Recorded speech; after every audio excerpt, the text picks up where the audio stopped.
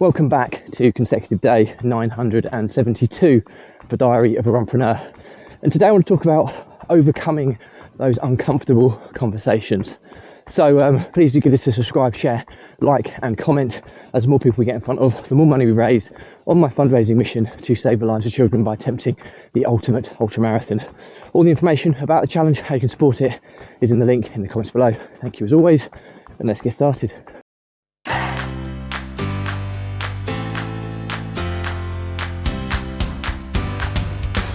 So, consecutive day 972 of a Diary of a Runpreneur, and it is a Saturday evening, 10:30 at night. No, I'm not at the pub having a drink with the lads on a night out. I'm out running, getting my 972nd consecutive day run completed. And today I want to talk to you about overcoming those difficult conversations. And I'm somebody personally who hates confrontation. I hate conflict. I'm relatively introverted. I can push myself outside my comfort zone, so people can often mistake me for being more extroverted and more of a kind of relationship building character, but really that's not me. And ultimately, one second.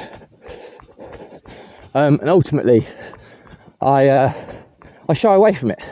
And I think the problem is with entrepreneurship is that, and being a business owner, is there's often situations that you have to tackle that uncomfortable conversation head on. And today was one of those days. So basically what happened, where I live, there's a plot of land at the back of my house. And that plot used to be part of the existing plot, but the previous owners split it off to hold it as a building plot. The issue is when they did that, there was the developer who was developing at the back of the land. They realised that this plot wasn't going to be accessible to them, so they inserted what's called a ransom strip. Now, a ransom strip blocks off the right of access. Ultimately, it's a tiny strip of land which will be owned by somebody, and it will mean that they can restrict a building plot being a building plot pure and simply because there's no access to it. So this land is very difficult to make viable as a building plot. Now, as it's been at the back of my garden for the 7 or 8 years that I've lived at my house, it was originally bounded off or marked off by a fence. But over the course of nature and time and weathering and all that type of stuff, we had a situation where it was overgrown significantly, and the shrubbery, brambles, all the undergrowth that was growing in the vacant plot ended up causing damage to the fence, along with some crazy winds we experienced over the years. The fence has become damaged significantly so that it's collapsed. Now, as it's collapsed, I've removed the collapse panel because obviously it's impeding on my garden, and as rightly or wrongly, I've cleared the undergrowth because it was overhanging my garden, the neighbour's garden and the other neighbour's garden, and I took it on myself to do so.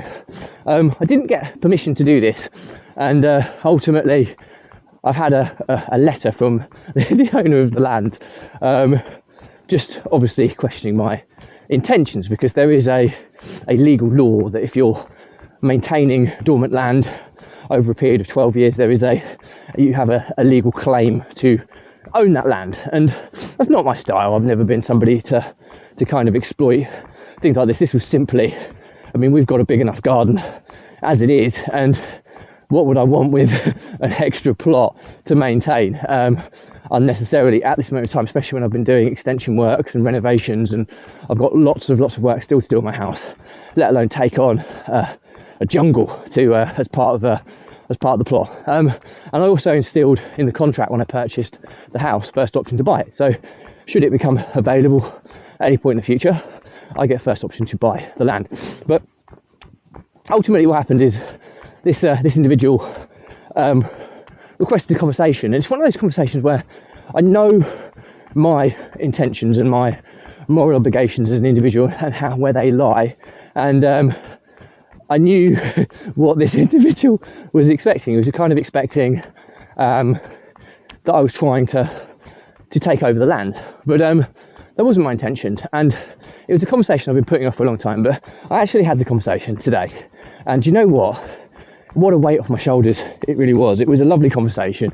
We spoke, I invited them around to the house, we had a conversation and went through things. He brought his wife as well. He could see that obviously got a young family and everything, and I explained the situation, that I'd maintained it, and we walked away with agreement that, you know what, I can keep maintaining it every couple of years, because he had no intention of doing anything with the plot for the time being. He understood that I would have an interest in it should he choose to sell it, and it was just actually a really easy conversation to have.